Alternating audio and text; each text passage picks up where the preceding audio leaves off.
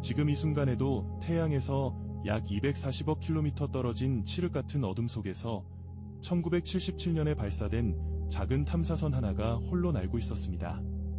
그 기계가 처음 설계되었을 때 인류에게는 스마트폰도 없었고 인터넷도 존재하지 않았습니다. 그런데 그 낡은 탐사선은 반세기가 지난 지금도 여전히 지구를 향해 미약한 신호를 보내오고 있었습니다.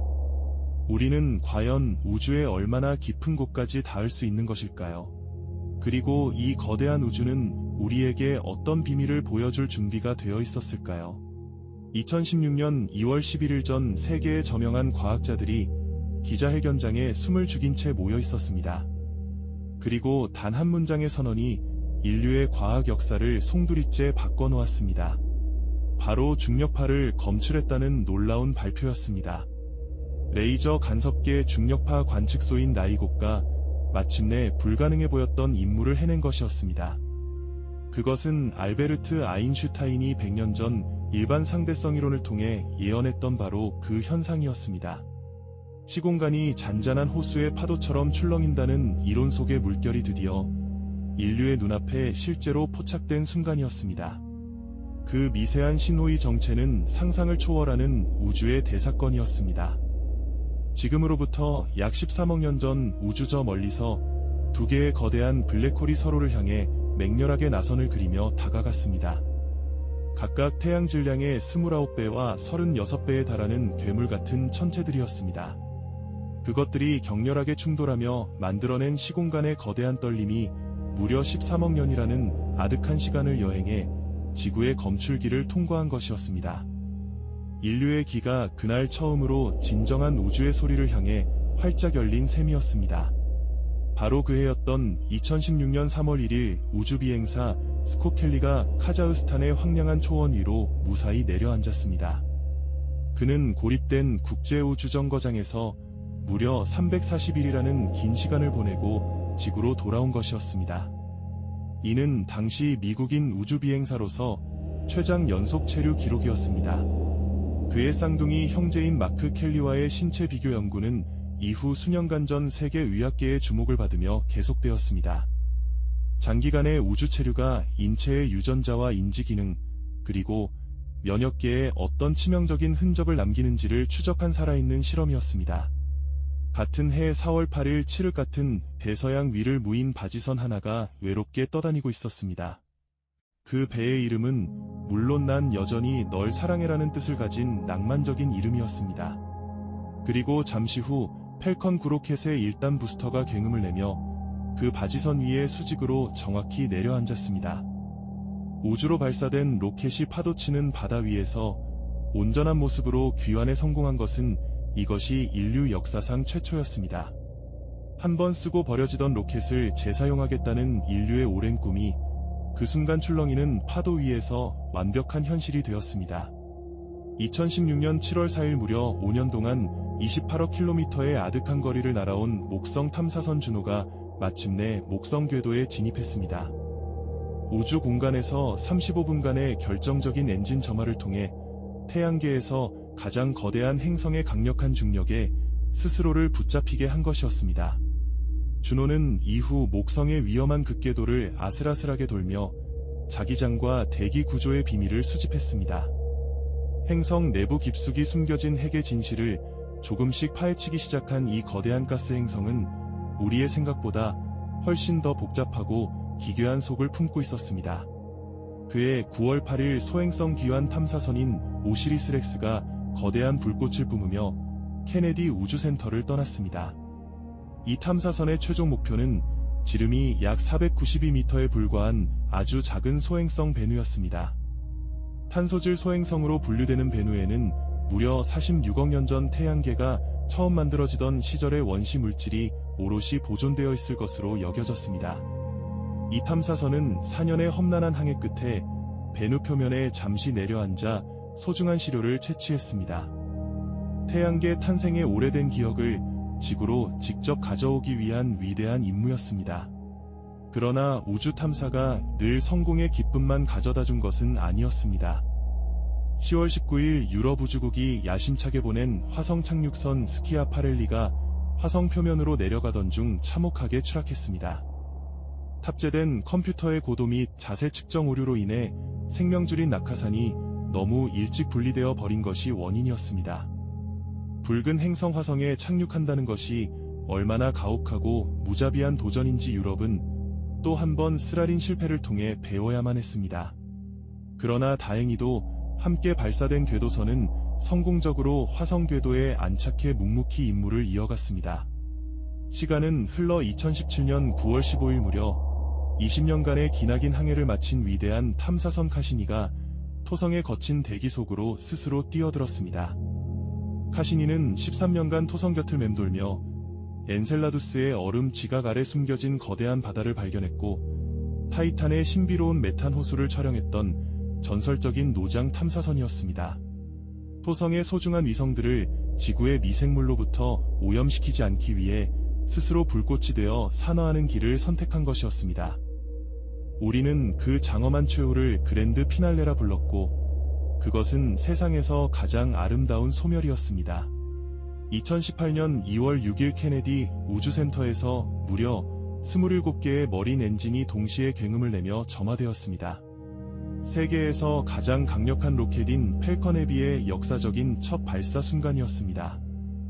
우주로 향하는 페이로드 공간에는 일론 머스크의 체리색 테슬라 로드스터 자동차와 우주복을 입은 마네킹 스타맨이 탑승해 있었습니다.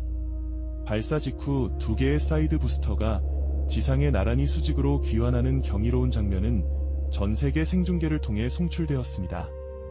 그 비현실적인 장면을 보며 수많은 사람들은 처음으로 우주가 우리 곁에 성큼 다가왔음을 느꼈습니다.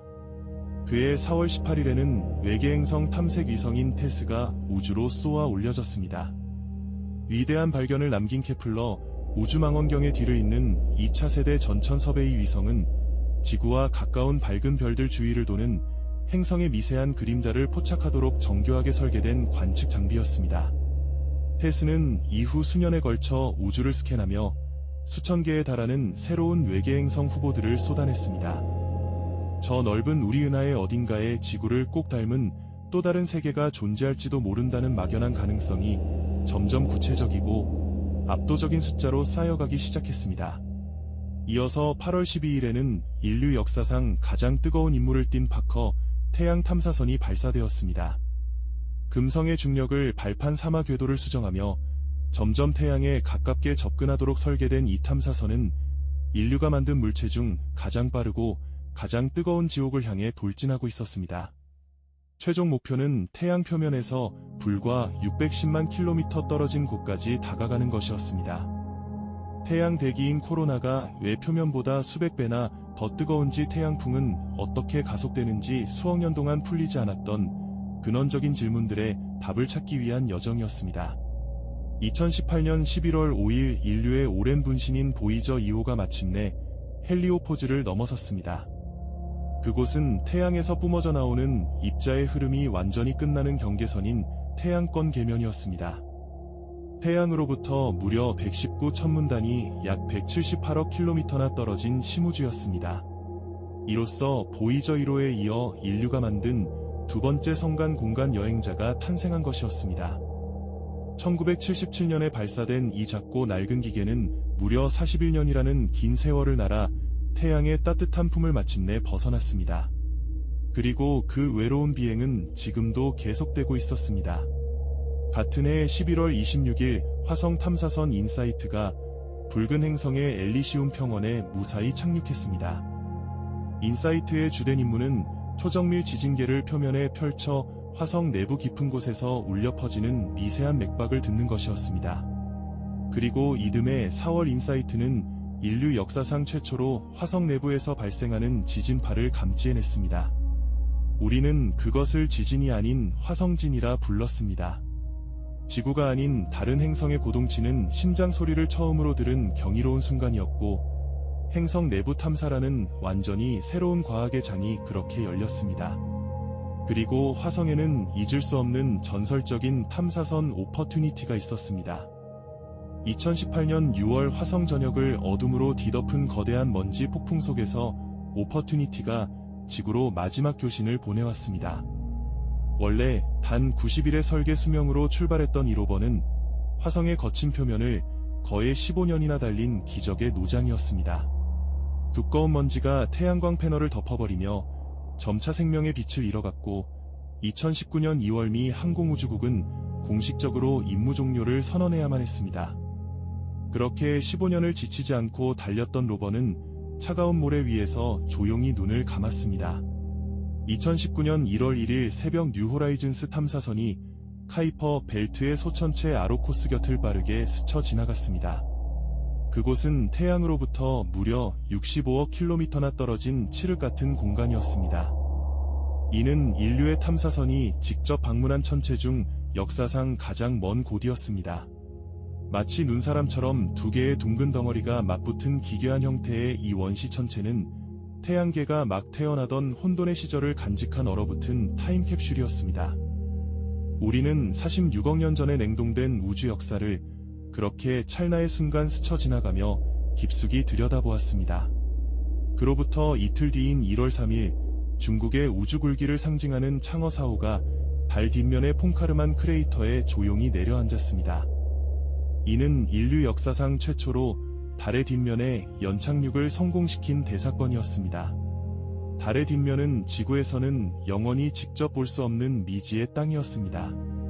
전파 통신을 위해 별도의 통신 중계 위성인 최차오를 우주 공간에 미리 배치해야만 했던 이 복잡한 착륙은 엄청난 기술적 도전의 집합체였습니다.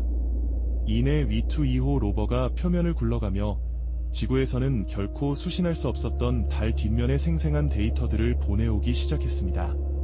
2019년 4월 10일 인류는 마침내 이론상으로만 존재하던 괴물 블랙홀의 실제 얼굴을 두 눈으로 마주하게 되었습니다.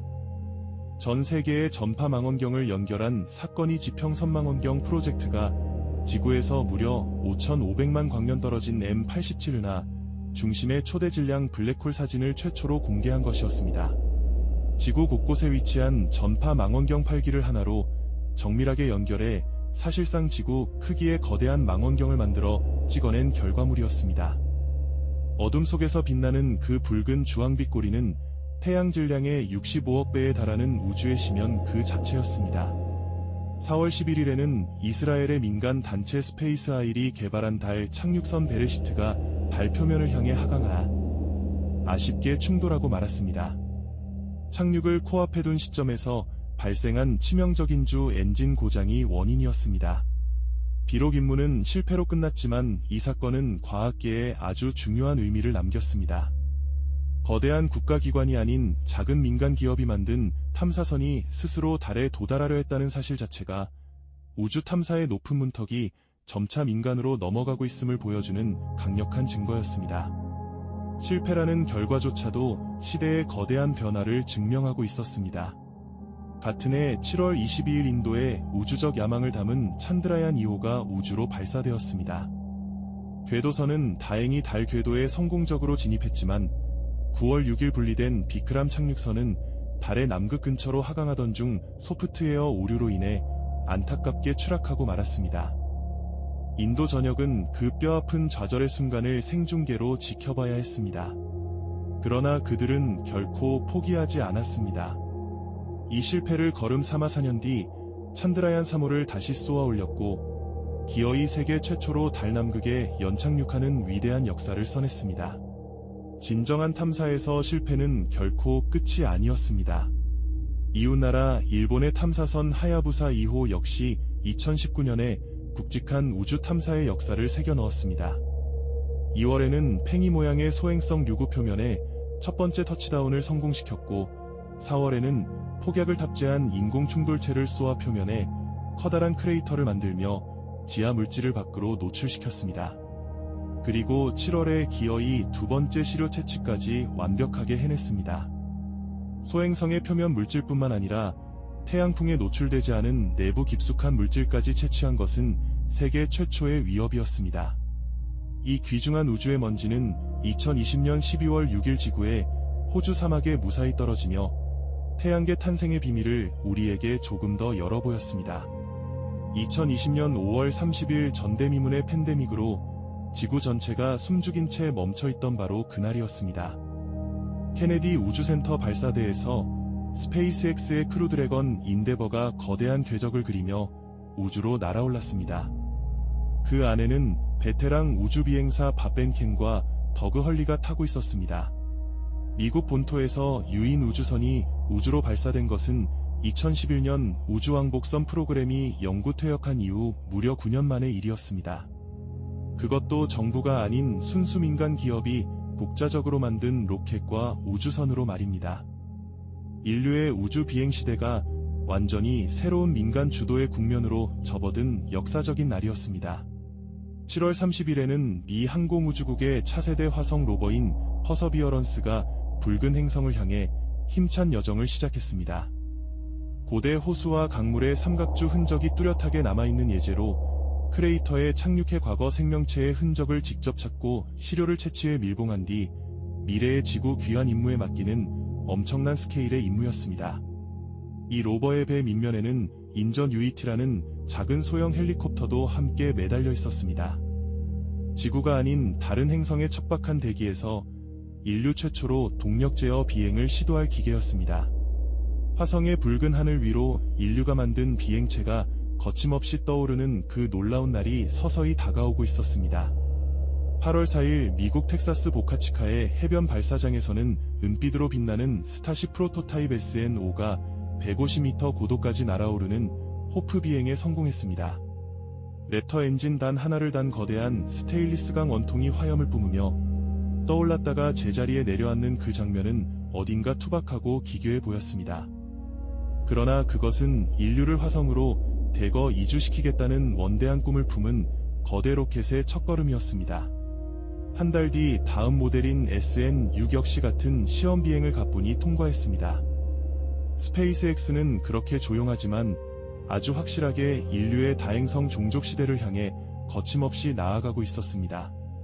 그리고 마침내 10월 20일 우주를 항해하던 오시리스 렉스가 소행성 베누의 거친 표면에 단 6초 동안 터치다운하는 데 성공했습니다.